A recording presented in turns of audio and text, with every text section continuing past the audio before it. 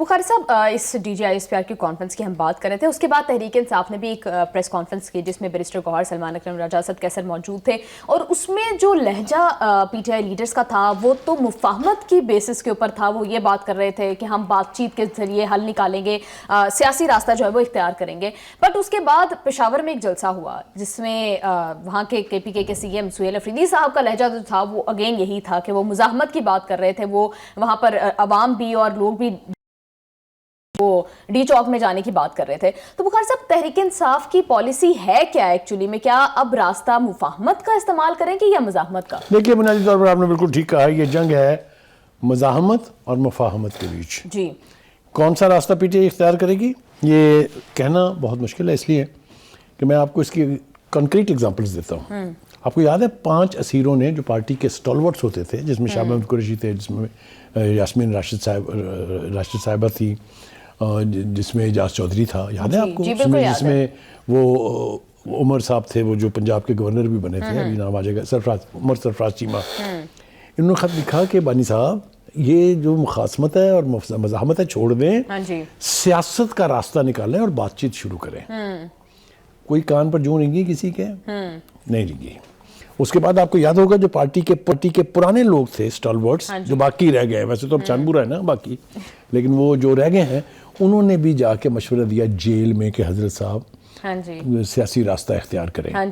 کسی کی بات انہوں نے سنی. ایک مرتبہ انہوں نے نوڈ کیا تھا کہ ہاں جائیں بات کریں، تو جو قومی اسمبلی کے اسپیکر ہیں ایاز صادق، ان کے نگرانی میں مذاکرات کے 3 راؤنڈ ہوئے تھے، یاد ہے آپ کو؟ پھر ایک فائنل ڈرافٹ کی طرف بڑھنے کے لیے انہوں نے کہا اچھا ہمیں اجازت دیں، ہماری ملاقات کروا دیں تاکہ ہم بانی سے اس کی اپروول لیں. ابھی بھی بیرسٹر گوہر صاحب یہی کہہ رہے ہیں کہ بانی سے ملاقات کروائیں تاکہ ہم وہ اپروول لینے گئے تھے تو پیچھے سے انہوں نے کہا مذاکرات ختم.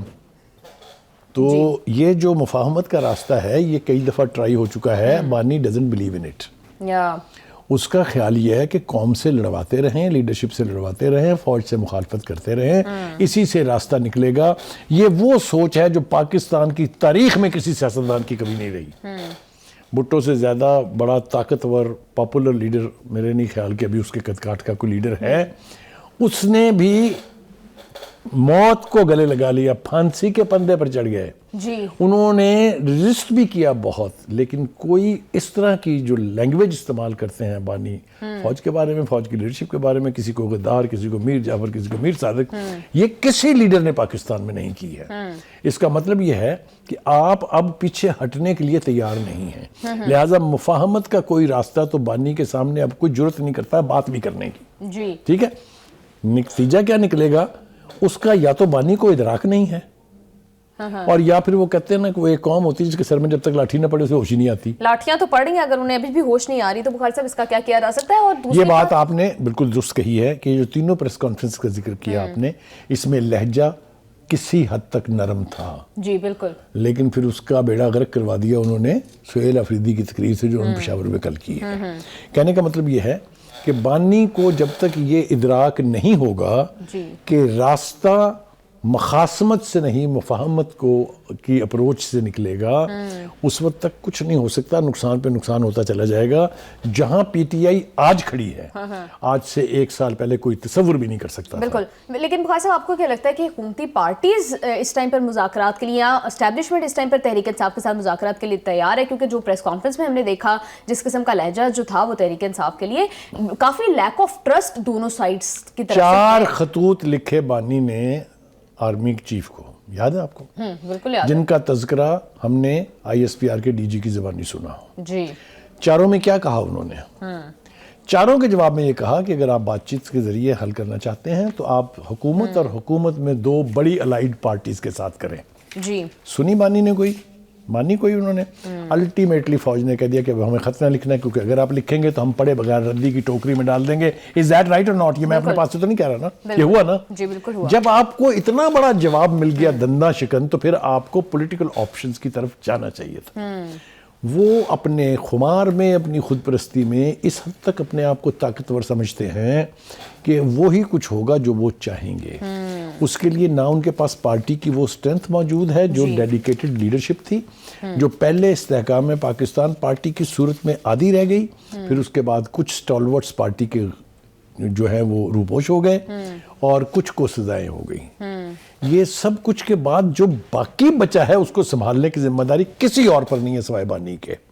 لیکن بانی اس وقت جو ہمیں دکھائی دے رہا ہے وہ اپنی دونوں بہنیں اور اپنی بیگم ان دونوں سے یعنی ان دونوں سیگمنٹ سے ہٹ کے پارٹی کی بہتری کے لیے یا تو سوچنے کے لیے تیار نہیں ہیں اور یا وہ نہیں چاہتے کہ کوئی مسئلہ جو ہے وہ سیاسی طریقے سے حل ہو. جی بخار صاحب، ماہرین کی یہ رائے تھی کہ اگر جس طرح سے پریس کانفرنس کی گئی اور اب جو تحریک انصاف میں چل رہا ہے کہ آہستہ آہستہ لوگ جو ہے وہ تحریک انصاف سے فاصلہ اختیار کرتے جائیں گے. فیصل وابڈا بھی یہی بات کر رہے تھے. ابھی ایک آزاد کشمیر میں تحریک انصاف کے ایک لیڈر ہیں، انہوں نے تحریک انصاف چھوڑنے کا اعلان کیا. تو بخار صاحب کیا یہ بارش کی پہلی بوند ہے؟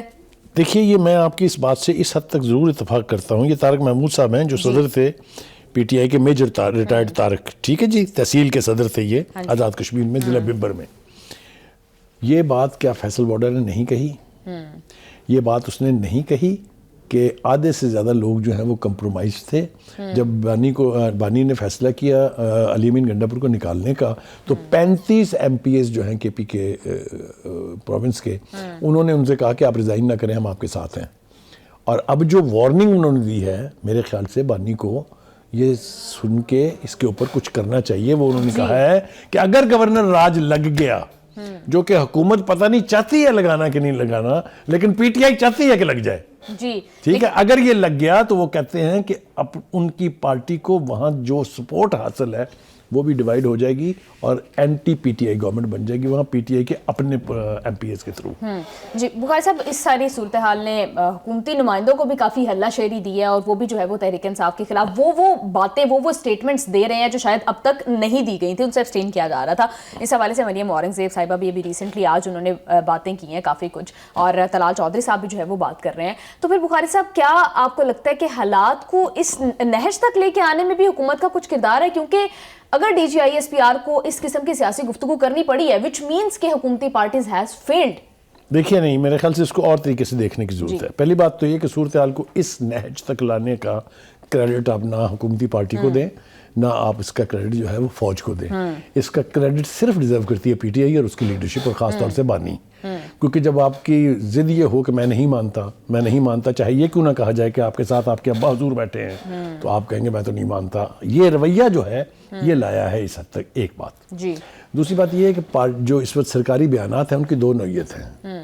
ایک تو یہ کہ وہ بانی کے خلاف جتنا زہر اگل سکتے ہیں یہ موقع ہے کیونکہ ہر چیز چھپ رہی ہے، ٹی وی پہ چل رہی ہے وغیرہ وغیرہ، مگر ایک اس کے اندر امپلائیڈ کوشش ہے گڈ بکس میں آنے کی. گڈ بکس میں آنے کی نہیں، ان کو یہ میسج دینے کی کہ ہم آپ کے ساتھ کھڑے ہوئے ہیں، جو بھی آپ کریں گے ہم اس کے ساتھ ہیں. یہ صورتحال از ناٹ گڈ. جی لیکن بخاری صاحب اب جس طرح سے ہم دیکھ رہے ہیں غدار کی اصطلاح جو ہے وہ استعمال کی جا رہی ہے، یہ ہم نے تاریخ میں بھی اس کا پیٹرن جو ہے وہ آبزرو کیا. فاطمہ جناح سے شروع ہو جائے، چاہے وہ فاطمہ جناح ہے، عبدالقدیر خان ہے، ذوالفقار علی بھٹو ہو گئے، نواز شریف صاحب، بینظیر بھٹو، کس کا نام لیں، تاریخ میں جتنے لیڈرز آئے ان کے لیے اس طرح کی اصطلاحیں استعمال کی گئیں اور لیٹر آن وہی لیڈرز ہیروز بن گئے. تو کیا گارنٹی ہے کہ جب یہ حال ماضی بنے گا تو صورتحال ایسی نہیں ہوگی؟ دیکھیے پہلی بات تو یہ میں پہلے بھی کہہ چکا ہوں، میں اب پھر کہہ رہا ہوں کہ جو ریڈ لائنز کراس کی ہیں پی ٹی آئی نے اور پی ٹی آئی کے بانی نے، یہ اس سے پہلے کسی نے نہیں کی ہیں.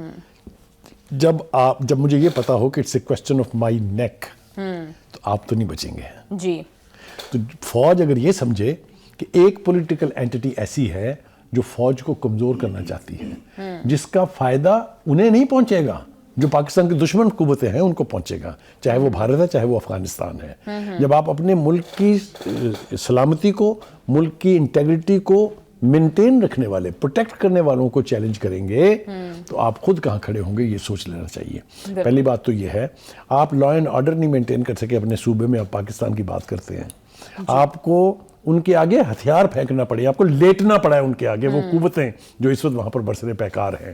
جب آپ کہتے ہیں کہ ان کے دفاتر کھولیں، جب آپ کا نام رکھ دیا جاتا ہے طالبان خان، جب آپ کہتے ہیں میں 40,000 بندے لا کے بساؤں گا، اس کا مطلب کیا ہے؟ اس کا مطلب یہ ہے کہ یو کانٹ ریزسٹ دم. آج کے پی کے کی حکومت کے جو وزیر اعلیٰ ان سے کہیں ذرا ڈی آئی خان جا کے دکھائیں. تو کہنے کا مطلب یہ ہے کہ یہ کچھ تو خزاں ہے باعث بربادی چمن، کچھ باغ کا ہاتھ بھی اس میں ضرور ہے. جی کیا بات ہے بخاری صاحب، آپ نے ساری سچویشن کو اپنے شعر میں جو ہے وہ سم اپ کر دیا ہے.